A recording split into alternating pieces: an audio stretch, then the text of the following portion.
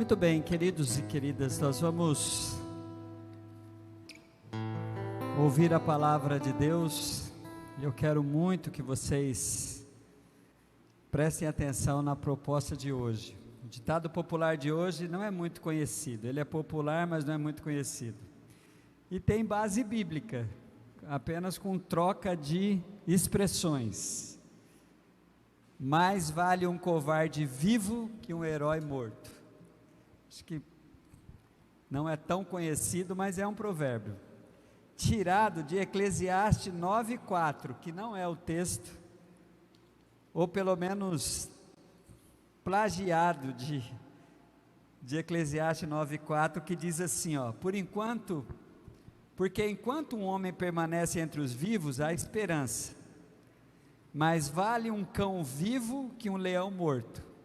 É o valor da vida que Salomão está enaltecendo aqui, né? Porque a morte termina com todos os planos e projetos. Quando você passa por um cemitério, não tem só ossos ali, né? Tem muitos projetos, muitos planos, muitos sonhos enterrados. Mas o provérbio, irmãos, não usa a expressão cão e nem leão, mas o provérbio popular usa a expressão covarde e herói, não é? Mais vale um covarde vivo que um herói morto. Quando eu pensei nesse provérbio para compartilhar aqui na Quinta da Vitória, eu queria, na verdade, trazer um alerta sobre a questão da covardia espiritual e a malignidade que é causada por esta covardia. A Bíblia tem por um cuidado muito grande de alertar contra a covardia espiritual. Mas antes de chegar lá, eu quero ler com vocês o texto proposto no nosso banner, que é Deuteronômio capítulo 20, versículo 9. Deuteronômio 29 diz assim, por fim os oficiais acrescentarão: alguém está com medo e não tem coragem? Volte ele para a sua casa, para que os seus irmãos israelitas também não fiquem desanimados. Se você for ver o contexto desse texto em Deuteronômio capítulo 20, 19, vai ter um subtítulo um pouco antes de chegar no versículo 9, das leis da guerra. Muito interessante, irmãos, muito interessante.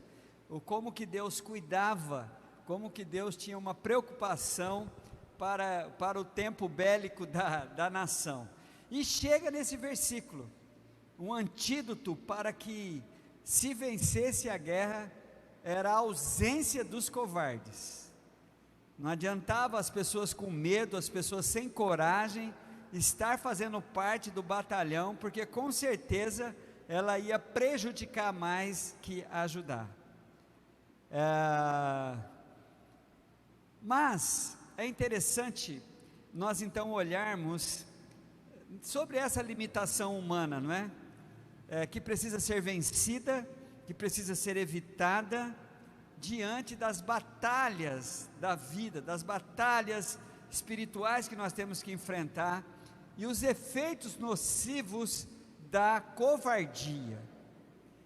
O ditado é engraçado, né? Mais vale um covarde vivo, é claro. Eu me lembro que um dos jovens que se converteu em Epitácio, antes dele se converter, ele tinha uma banda de rock, e eu achava estranho, porque depois o nome da banda de rock dele era Covardes Vivos. Eu achei que nome esquisito. Depois eu fui perguntar para ele, ele falou assim, não, é porque tem o ditado, mais vale um covarde vivo do que o herói morto. E o nome da banda de rock do Júlio era Covardes Vivos. Muito bem, queridos, mas vamos então dar uma olhada bem rápida, pelo menos a galera que evidenciou essa limitação humana da covardia. Os covardes de Moisés, as dificuldades que os covardes causaram para Moisés. Abra a tua Bíblia no livro de Números agora, por favor. o capítulo de número 13. A gente vai ver, primeiro você saber, né, havia uma lei, lugar de covarde não era na guerra. Olha só o que aconteceu aqui, número 13, Números capítulo 13, versículos de 1 a 3, diz assim, falou o Senhor a Moisés dizendo, envia homens que espiem a terra, que eu hei de dar aos filhos de Israel, cada tribo de seus pais enviarei um homem, sendo cada um príncipe entre eles, só cabeça, só líder aqui. Enviou Moisés no deserto de Paraã, segundo a obra do Senhor, todos aqueles homens eram cabeças dos filhos de Israel.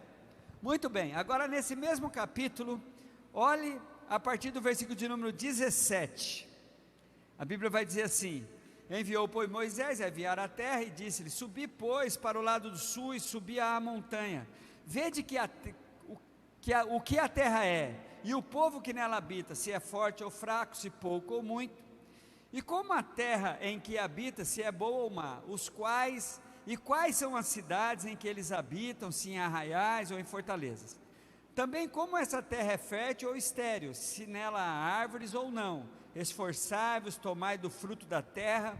E eram aqueles dias de primícias de uvas. Eles voltaram, irmãos, olha que interessante, eles voltaram de espiar a terra ao fim de 40 dias, caminharam e vieram a Moisés e toda a congregação dos filhos de Israel, no deserto de Parã, em Cádiz, e deram-lhe as notícias a ele, toda a congregação, mostrando-lhe o fruto da terra.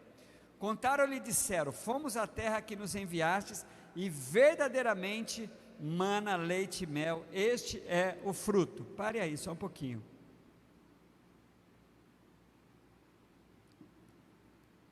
Foram lá, os 12, e eles espiaram a terra, eram excelentes espias, excelentes observadores. No versículo 30, aparece uma reação de Caleb, no mesmo capítulo. Caleb fez o povo calar-se, e eu quero dizer por que Caleb fez, e dizendo, subamos, tomamos a terra, vamos tomar por posse, é certo que venceremos. Por que Caleb está tendo essa reação? Os versículos 31 em diante vai nos explicar. Porém os homens que com ele subiram disse, não podemos subir contra aquele povo, porque é mais forte do que nós. Os covardes aqui.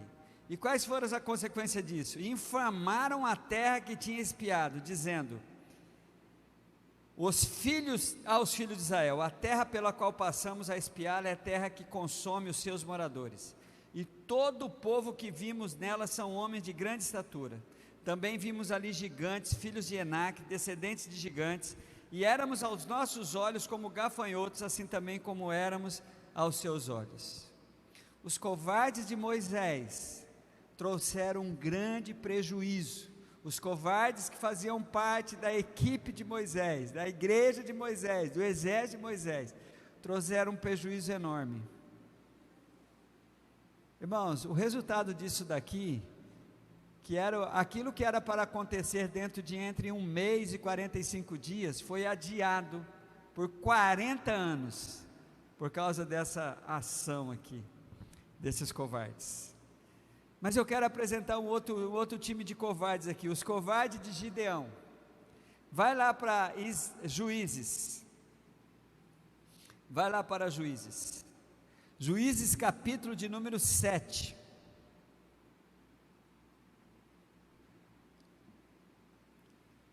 na verdade eu quero mudar essa expressão, não é os covardes de Gideão, e nem é os covardes de Moisés, Moisés e os covardes, Gideão e os covardes, porque senão Moisés e Gideão, quando eu estiver lá no céu, eu falei, cara, eu não tinha covarde nenhum. Tá bom, Gideão e Moisés, quando a gente conversar aí no céu, eu peço desculpa. Capítulo 7 de Juízes, versículo de 1 a 3, de madrugada Jerubaal, isso é, Gideão e todo o seu exército acampou junto à fonte de Arode. O acampamento de Midian estava ao norte deles, no vale perto do monte Moré, e o Senhor disse a Gideão, você tem gente demais para eu entregar a Midian nas suas mãos, a fim de que Israel não se orgulhe contra mim, dizendo que a sua própria força o libertou. Anuncie, pois, ao povo que todo aquele que estiver tremendo de medo, poderá ir embora do monte Gileade.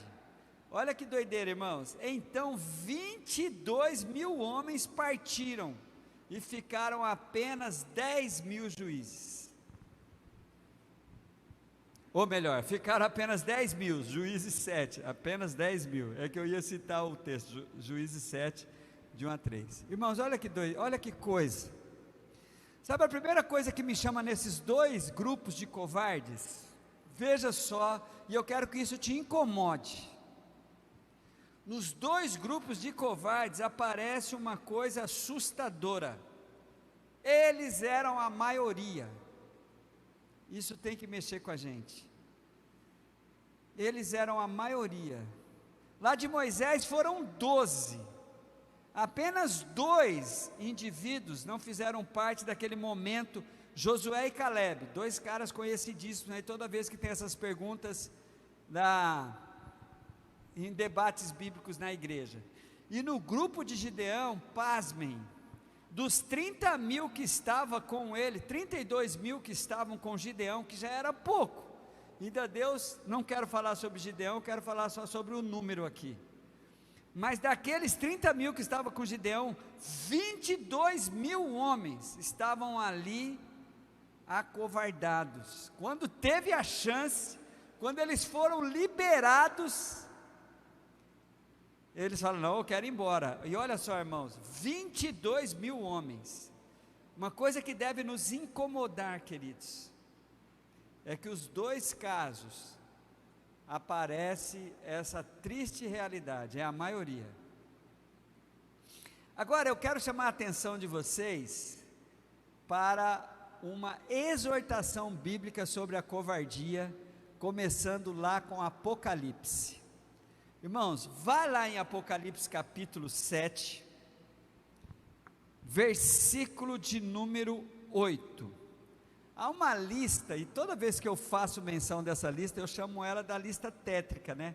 A mais terrível lista que você pode ler na Bíblia, esta lista tem um dado muito interessante por conta das versões, Apocalipse 21:8, Apocalipse 21:8, a Bíblia vai dizer assim, ó, entrem, ou melhor, mas os covardes, é a lista, ó, mas quanto aos covardes, os incrédulos, os depravados, os assassinos, os que cometem imoralidade sexual, os que praticam feitiçaria, os idólatras e todos os mentirosos, o lugar deles será no lago de fogo que arde como enxofre, esta é a segunda morte. Quero me deter na expressão da Bíblia, em algumas Bíblias vai aparecer a expressão tímidos, isso já me assustou, quando eu não tinha noção ainda, se o que era versões bíblicas, a primeira vez que eu entrei em contato com esse texto, me assustou muito, porque algumas Bíblias aparecem assim, mas quanto aos tímidos, e aí, aconteceu comigo o que acontece com muitos crentes, à época eu era muito tímido, acanhado, né? Muitos crentes tímidos, acanhados, introvertidos, ficam com medo, você fala, não vou para o céu não, eu sou tão tímido, mas isso não tem nada a ver com timidez irmãos, não tem nada a ver com timidez, tem a ver com covardia espiritual, com medo de obedecer a Deus, medo de assumir Jesus, medo de ter uma vida com quem aquele que foi radicalmente, fez algo radical em sua direção, e você não tem coragem de fazer algo radical em direção dele, entregar-se totalmente a ele. Se o pastor Rockley estivesse aqui ministrando esta palavra, ele ia poder nos citar que esta covardia vem do grego deilos, que também pode ser traduzido por medroso, mas como não é o pastor Rock, sou eu não vou falar isso, então, que ele é que é o especialista em grego, né?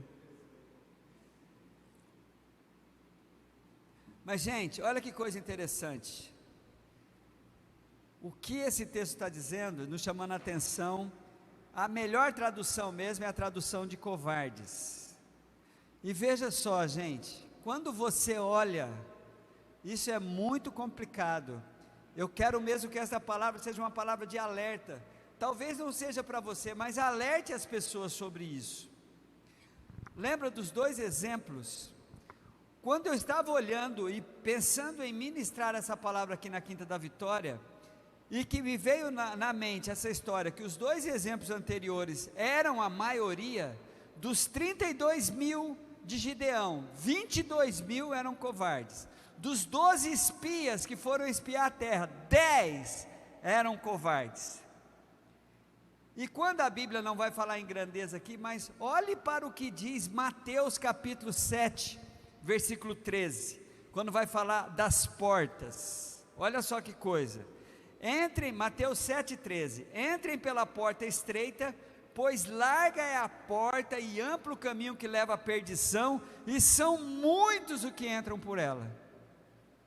Quando você vai continuar lendo o versículo 14, vai falar que são poucos que acertam a porta estreita. Então, queridos, é um perigo muito grande quando chega nesse ponto da covardia espiritual. Quando se trata de tomar decisões, quando se trata de se predispor mesmo a ser totalmente usado por Deus, muita gente se acovarda, muita gente adia, muita gente apresenta desculpas para não fazer isso. Então, quando a gente olha para esse ditado, mais vale um covarde vivo do que um herói morto, ele tem que ser visto de um ponto muito perigoso, porque um covarde, ele não vive, um covarde, ele sobrevive fugindo dos desafios da vida. Covarde não é homenageado. A vida é muito importante, mas precisa saber como vivê-la. A lista de Apocalipse 21:8 é um grande alerta, por conta dessa questão da realidade numérica, de que a maioria das pessoas tem essa covardia. Nos momentos de dificuldades, nos momentos de sermos radicais em direção a Deus, nos momentos em que grandes obras precisam serem feitas, você vai sempre chegar nessa realidade. Muita gente achando legal, mas pouca gente mesmo tomando atitudes para resolver o problema. Muita gente animada, mas na hora do vamos ver mesmo, como isso é uma realidade terrível. Então você precisa vencer a covardia dentro de você.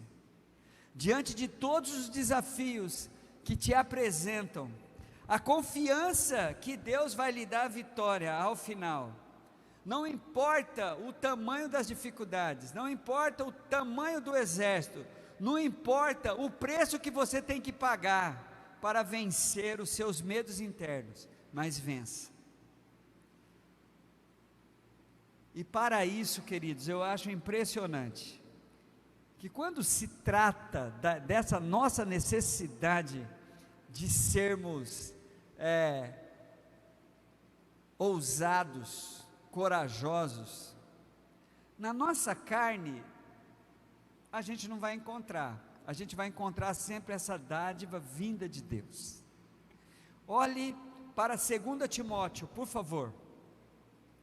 2 Timóteo, capítulo 1, versículo 7. Olha que texto maravilhoso, olha que texto de provisão, olha que texto de alerta, e eu quero mesmo chamar a atenção de vocês para essa maravilha aqui de 2 Timóteo, capítulo 1, versículo 7. Olha que coisa linda.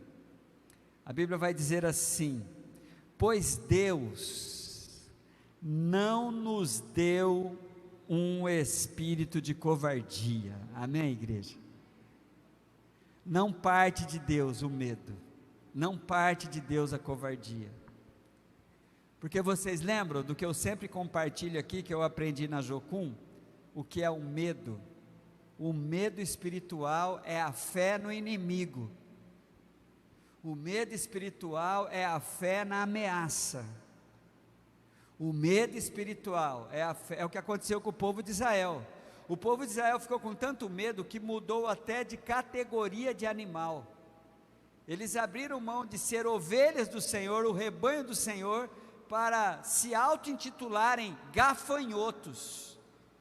Nós somos como gafanhotos diante deles. Abriram mão de serem comparados com os animais nobres, como o leão da tribo de Judá, ou então como águias que voam e se fortalecem pela força do Senhor, para se comparar a gafanhotos. Os covardes do grupo de Gideão abriram mão do privilégio de enfrentarem uma das mais terríveis batalhas, mas de serem vitoriosos. Mas os principais covardes e os mais perigosos, que estão correndo mais riscos, são os covardes de Apocalipse, capítulo 21, 8. Então, é aqueles que são reticentes, aqueles que recuam diante do primeiro desafio. O primeiro desafio, porque condena aqui, é essa história de se entregar totalmente a Cristo. Medo, eu não quero fazer isso, eu tenho medo disso, não, eu sempre, olha, cuidado, quanto aos covardes, que não têm coragem de assumir uma vida radical com Cristo, o seu destino é terrível. E o mais terrível de todas as constatações diante desse ditado, queridos, é que sempre são a maioria. Você não pode fazer parte dessa maioria. As três coisas, os três grupos aqui, o último não fala de números, mas quando a gente vai para Mateus capítulo 7, nos dá uma ideia da grandeza. Muitos são que entram pela porta larga. Quem são? Os covardes, que não têm coragem de procurar e encontrar a porta estreita. Mas veja o que parte de Deus. Da parte de Deus vem o que eu preciso, porque o Senhor está pronto para me dar um espírito de ousadia, de coragem, de intrepidez, que me faz enfrentar as minhas batalhas da minha vida. Olha, eu quero continuar lendo esse texto. Pois Deus não nos deu um espírito de covardia, mas de poder, de amor. Algumas Bíblias vai falar moderação, a minha Bíblia vai dizer equilíbrio, que eu creio que é a NVI que traz essa expressão, de equilíbrio. Queridos, olha que coisa maravilhosa. Para que nós não venhamos ser covardes sobreviventes, orgulhosos por estarmos vivos, e os valentes ou os heróis que já morreram, mas para nós termos essa bênção de Deus, de sabermos que o que precisamos para enfrentar os desafios da nossa vida, sem ter medo. Lembrem, marque essa frase: o medo espiritual é a fé no inimigo. O medo espiritual é a fé na circunstância contrária. Isso nos faz confiar mais na ameaça do que em Deus. E nos faz nos descaracterizarmos, como fez o povo de Israel lá no deserto. Abriram mão de serem animais nobres para ser comparados como insetos, como os gafanhotos. E o que Deus tem para nós? E o que Deus tem para nós? Um espírito de coragem, porque não parte de Deus o espírito de covardia, mas de poder. E depois tem as palavras, né? O poder vem logo seguido de amor, que é o próprio Deus, e depois o domínio próprio, para a gente saber equilibrar a nossa força, sem ser de maneira nenhuma exagerado, mas com equilíbrio. Queridos, então, o que olhar para um ditado como esse, que não é tão popular assim, nem todos conhecem, Mas eu gostaria de terminar dizendo: um covarde vivo nunca terá o valor de um herói morto. A vida é o maior de todos os bens, mas são pessoas infelizes, que estão sempre fugindo, não estão enfrentando as dificuldades, não estão enfrentando as decisões que precisam tomar. Essas pessoas são pessoas infelizes. Então é tempo de hoje, você que está aqui, você que está em casa, pedir para que Deus nos revista, nos liberte, nos livre de toda e qualquer covardia que possa estar se levantando como um fator limitador na minha vida, me impedindo de realmente experimentar como Josué e Caleb, os dois únicos que entraram na terra prometida. Da galera de Gideão, Deus ainda tirou mais ainda, dos 10.000 que ficaram, Deus mandou ainda embora 9.700, ficaram só 300 com Gideão, mas aqueles 300 experimentaram a vitória. E por último, os covardes de Apocalipse, não quero fazer parte dessa lista, porque meu Deus não tem me dado um espírito de covardia, mas o Senhor me deu de poder. Quando a gente fala de poder, a gente pode até lembrar de João 1,12, né? Todos quantos receberam, deu-lhes o poder de serem feitos filhos de Deus, de amor e de moderação ou de equilíbrio. Por isso, meus queridos irmãos, que essa seja uma noite em que nós venhamos pedir para Deus aquilo que precisamos para vencer os nossos medos, para encararmos as batalhas de nossas vidas.